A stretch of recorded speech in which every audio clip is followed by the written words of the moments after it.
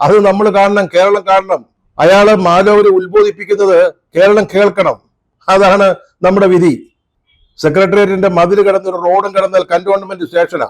അവിടേക്ക് ഒരു അറ്റൻഡിടയിൽ കൊടുത്തുവിടാവുന്നതേ ഉള്ളൂ ഈ പരാതി. പക്ഷെ 13 ദിവസം എടുത്തന്നേ, അത് പോക്കറ്റ് വെച്ചുകൊണ്ടിരിക്കുക. എന്നിട്ടാണ് കോൺഗ്രസ്സുകാരെ നന്നാക്കാൻ വരുന്നത്, കോൺഗ്രസ്സുകാരെ മോശം പറയാൻ വരുന്നത്, സ്ത്രീലമ്പട പരാമർശം നടത്തുന്നത് നമ്മുടെ മുഖ്യമന്ത്രി. തൻകുഞ്ഞിനെതിരായിട്ടുള്ള പരാതി മുക്കിയ നമ്മുടെ മുഖ്യമന്ത്രി. ഒന്ന് ആലോചിച്ച് നോക്കി, ഒരു സംസ്ഥാന മുഖ്യമന്ത്രിയിൽ നിന്ന് വരാവുന്ന വാക്കുകളാണോ അദ്ദേഹം ഇന്നലെ കണ്ണൂരില് ഉച്ചരിച്ചത്? ഒരു പാർട്ടി സെക്രട്ടറി ആണെങ്കിൽ നമുക്ക് മനസ്സിലാക്കാം, അവരിൽ നിന്ന് അതൊക്കെ പ്രതീക്ഷിക്കാവുന്നതേ ഉള്ളൂ. പക്ഷേ ഇത് മുഖ്യമന്ത്രിയാ, അദ്ദേഹമാണ് സംസാരിക്കുന്നത്. അങ്ങേയറ്റം പ്രതിപക്ഷ ബഹുമാനത്തോടു കൂടി ഓരോ കാര്യങ്ങളും പറയേണ്ട ഒരു മുഖ്യമന്ത്രി അദ്ദേഹമാണ് കോൺഗ്രസിനെ കുറിച്ച് ഈ ചന്തയിൽ പോലും കേൾക്കാത്ത, അല്ലെ ചന്തവർത്തമാനം എന്ന് വിശേഷിപ്പിക്കാവുന്ന ഈ ഒരു പ്രയോഗം നടത്തിയത്.